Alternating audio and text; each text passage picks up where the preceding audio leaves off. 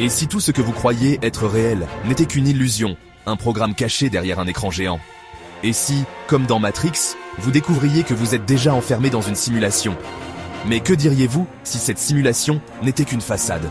Et que nous étions à l'aube d'une autre réalité, encore plus artificielle? Une seconde couche de virtualité.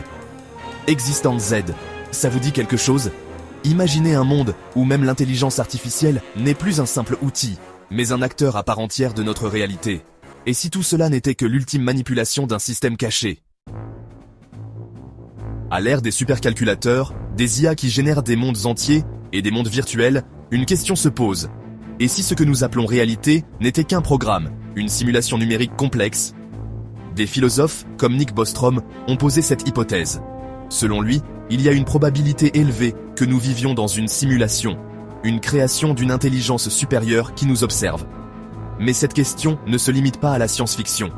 Vous vous souvenez de l'agent Smith dans Matrix? Ce personnage énigmatique, qui n'est en réalité qu'une entité, une sorte de programme d'intelligence artificielle, destiné à maintenir l'ordre dans la matrice. En réalité, il ne vit pas dans le monde physique, mais uniquement dans l'espace virtuel de la simulation.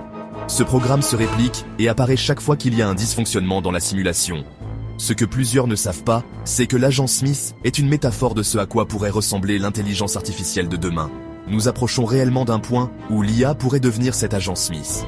Un système qui non seulement régule nos données et nos informations, mais qui pourrait également intervenir dans nos vies d'une manière si subtile qu'on n'y verrait que du feu.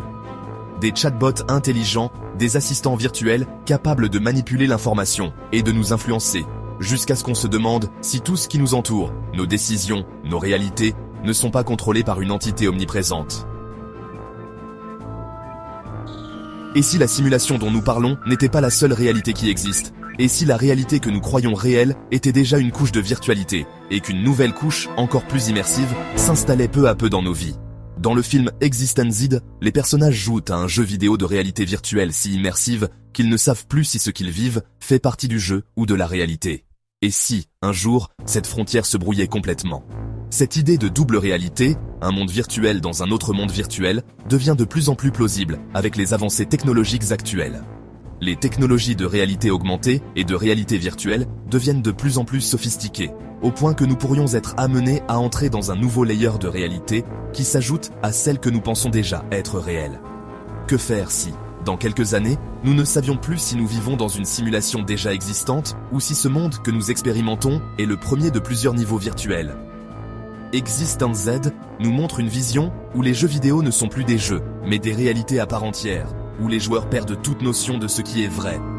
Imaginez cette situation dans un avenir où l'IA, l'hyperconnectivité et les technologies de simulation convergent pour créer des réalités superposées, de plus en plus difficiles à démêler.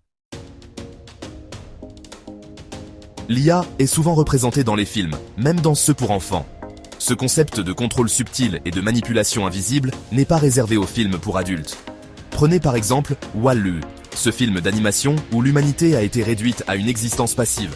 Les humains, installés confortablement dans leurs chaises flottantes, se sont complètement déconnectés de la Terre et de la réalité. Ils sont entourés d'écrans géants, en train de consommer sans cesse, sans même se rendre compte qu'ils ont perdu leur humanité. Tout est dirigé par des intelligences artificielles, et les humains vivent dans un confort illusoire, sans savoir ce qu'est réellement la vie sur Terre. Dans Wall-E, la technologie contrôle tout, des déplacements à la communication. L'IA et la virtualité ne sont pas seulement des outils, mais des gardiens d'un monde artificiel, là pour protéger une illusion. C'est un futur où l'humanité pourrait être réduite à un état de passivité totale, sans conscience réelle de ce qui l'entoure. Une situation qui pourrait devenir réalité si nous continuons à nous laisser submerger par des systèmes d'IA et de simulation. Et si nous savions la vérité? Ce serait une libération ou le chaos? Supposons un instant que l'humanité découvre que nous vivons dans une simulation. Nous serions probablement face à deux questions majeures. Est-ce que nous voulons en sortir? Et que se passerait-il si nous décidions de quitter cette réalité pour entrer dans un autre monde virtuel? Les conséquences d'une telle découverte pourraient être dévastatrices.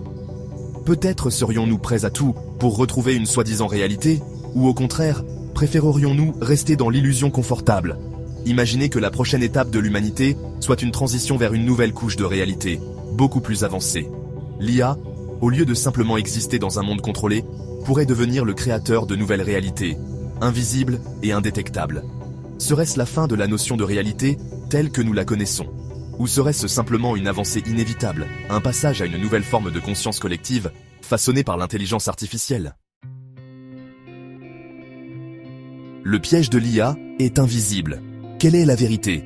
Vivons-nous déjà dans une simulation, dans une réalité contrôlée par des forces invisibles, ou dans un monde où l'IA devient plus omniprésente que jamais?